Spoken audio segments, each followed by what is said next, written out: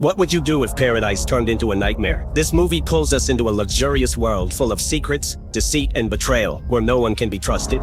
What begins as a lavish escape to a private island spirals into a gripping fight for survival, as one woman uncovers horrifying truths buried beneath the island's perfect facade. From mind games to deadly consequences, this thriller keeps you questioning reality until the very end. Get ready for twists, shocking reveals, and a story that will leave you gasping.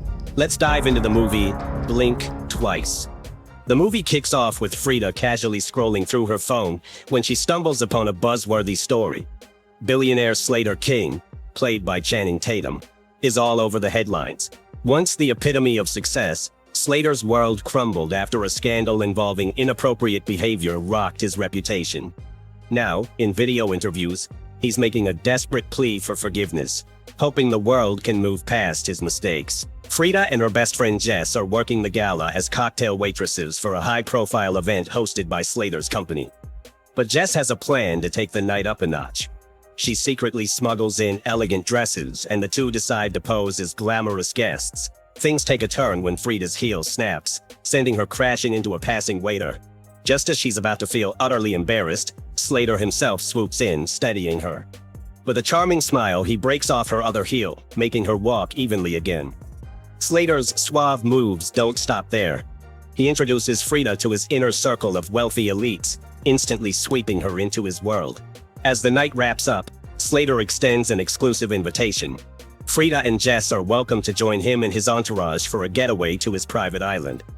The ladies jet off to Slater's private island, where they're soon surrounded by his eclectic crew. There's Rich, the laid-back therapist; Vic, a flashy photographer; Cody, the personal chef; Tom, the life-of-the-party DJ; Lucas, the recent college grad; Sarah, Cody's sorta girlfriend and reality TV star; and the wild party duo, Camilla and Heather. Overseeing it all is Slater's no-nonsense assistant, Stacy, who promptly collects everyone's phones upon arrival. No distractions allowed. Frida heads to her luxurious room and finds a mysterious bottle of perfume waiting for her. Curious, she spritzes it on. Just then, a maid enters the room, speaking only two cryptic words to her: Red Rabbit. While the rest of the guests bask in the sun by the pool, Slater pulls Frida aside for a private tour of the island. As they wander through the lush property, Slater nonchalantly mentions the snakes that roam the grounds, explaining how his staff has to deal with them, a dark detail that contrasts with the paradise around them. Frida shifts the conversation, telling him about her quirky business where she designs animal-themed nail art, sparking a light-hearted moment between them. Along the way, they spot Stacy striding past with several mysterious red gift bags, adding an air of curiosity to the evening.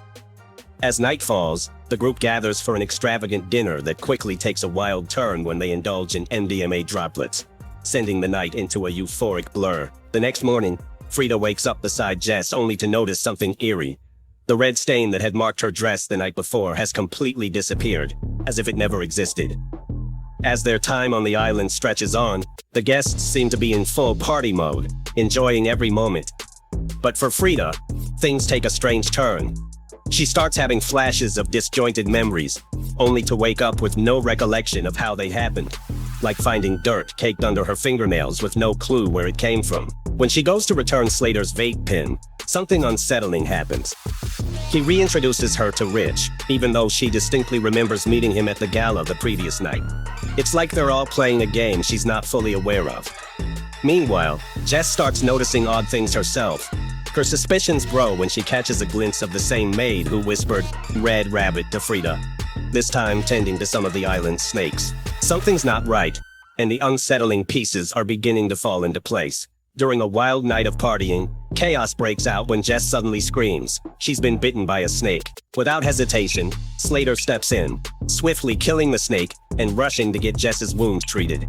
But even after the commotion settles, something is off. In a private moment, Jess pulls Frida aside, confessing her growing unease about the island, whispering that something about this place just doesn't feel right. As Jess heads back to her room, another unsettling sign appears. A nosebleed, slow and sudden, leaving both women more uneasy than before. The island's strange undercurrent is creeping closer, and it's only a matter of time before the truth emerges. The next day, Frida sets out to find Slater but crosses paths with the maid once more. This time, the maid offers her a strange liqueur made with snake venom. Frida reluctantly takes a sip, grimacing at the harsh, biting taste. As the day unfolds, odd details begin to pile up. Frida spots a mysterious bruise on Sarah's arm, and even more alarming, Jess is nowhere to be found. What's worse, when Frida asks about her, Camilla and Heather act as if Jess never existed. Yet, they're casually using the very same lighter Jess had been sharing with them throughout the trip. Frida hurries back to her room. There, she makes a disturbing discovery, a knife hidden behind the mirror. In that moment, a flash of memory hits her, urgently telling her to hide the knife. The island's unsettling mysteries are closing in, and Frida is no longer sure who she can trust. Frida pulls Sarah aside for a heart-to-heart, both of them sensing that something is seriously off about the island. Determined to uncover the truth, Frida takes Sarah to the room where she earlier discovered the mysterious red gift bags. With a newfound plan, Frida gets her hands on more of the snake venom liquor and gives some to Sarah. As they talk, the pieces start to fall into place. They realize the flour used to make the perfume is making the women forget things, while the snake venom seems to have the opposite effect, helping them remember. With this knowledge, they hatch a clever plan. They mix the venom with tequila, tricking Camilla and Heather into taking shots, hoping it will spark their memories too. Just as they're pulling it off, Stacy unexpectedly joins the group and, without realizing, downs a shot of the venom-laced tequila herself. The game is on, and the truth is about to unravel. As the group drinks and parties, Frida sees her chance to sneak away. While Sarah keeps an eye out for any trouble, Frida slips into Slater's office, determined to retrieve their confiscated phones. She rummages through his things but quickly hides when Slater enters the room, accompanied by Stacy and his intimidating bodyguard, Stan. Hidden in the shadows, Frida spots snapshots from a previous trip, but the photos stir something dark in her memory. Suddenly, Frida gets a nosebleed, and a horrifying flash of memory crashes over her. She recalls herself and the other women tied up, terrified. Jess had begun remembering everything, and when she did, Stan snapped her neck without hesitation under Slater's orders. Panic floods through Frida, but she manages to slip away unnoticed. She rushes to Sarah, breathless, and reveals the grim truth she's just uncovered. Time is running out, and their survival is now at stake. During dinner, everything snaps into place for Frida. The horrifying truth surfaces. The men have been drugging and raping the women, using the perfume to erase their memories of the assaults. Frida realizes that Rich had attacked her recently, which is why he was shocked when she recognized him earlier. Determined to act, Frida and Sarah hatch a plan, getting everyone to dance to buy time and figure out their next move. As the night goes on, Camilla and Heather's memories come flooding back. The revelation drives Camilla into a violent rage, and she grabs a knife, stabbing Tom in the neck until he bleeds out. Chaos erupts as Heather tries to bludgeon Vic with a chessboard, but Stan intervenes, shooting her in the head without hesitation. Stan then turns his attention to Frida, preparing to execute her. But just as he's about to pull the trigger, Sarah strikes him from behind, crushing his skull with a rock, ending his reign of terror. The women are fighting back, and the nightmare is about to reach its bloody conclusion. In a desperate attempt to regain control, the remaining men take Camilla hostage inside Slater's villa. Slater, cold and calculating, steps on her neck, crushing it until she stops breathing. Meanwhile, Frida is confronted by Stacy, who is furious that Frida forced her to remember the horrific things the men had done to her. Stacy launches a brutal attack on Frida, but Frida fights back, ultimately stabbing Stacy in the heart. Outside, in the dark woods, Sarah hunts down Cody and ends his life. Lucas, the only man who didn't take part in the atrocities, starts to recall the terrible things he witnessed the others do. Frida and Sarah, now united in their fury, march towards Slater's villa to confront him. As Lucas opens the door, ready to help, a gunshot rings out. Lucas is shot in the head, leaving the women face to face with the final showdown.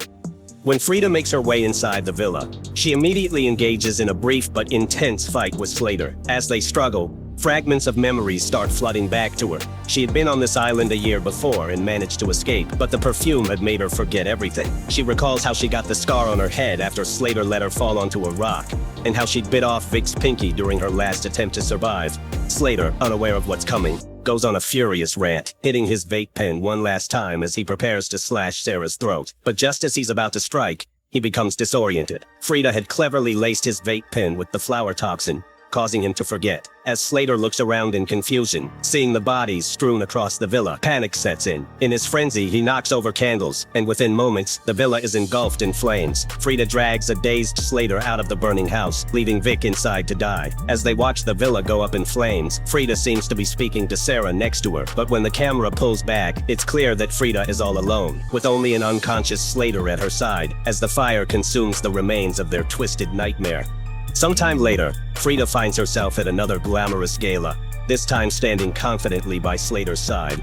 He remains under her control, still unknowingly inhaling the flower toxin from his vape pen, keeping him docile and compliant. As Frida scans the room, her eyes land on Rich, who immediately grows uneasy, realizing that she hasn't forgotten him or what he did. Then, in a surprising turn, the event's host steps forward, introducing Frida to the crowd, not just as Slater's wife, but as the new CEO of his company. The tables have completely turned, and Frida now stands in power, her past horrors hidden behind a poised smile. And that's the twisted tale of the movie Blink Twice. What started as a glamorous escape to a private island unraveled into a dark and sinister battle for survival, where secrets, manipulation, and revenge take center stage. Frida's journey from victim to victor, controlling Slater and reclaiming her power, left us all on the edge of our seats. If you enjoyed this recap, make sure to hit the like button, share your thoughts in the comments, and subscribe for more thrilling breakdowns of the latest movies. Thanks for watching, and see you in the next one.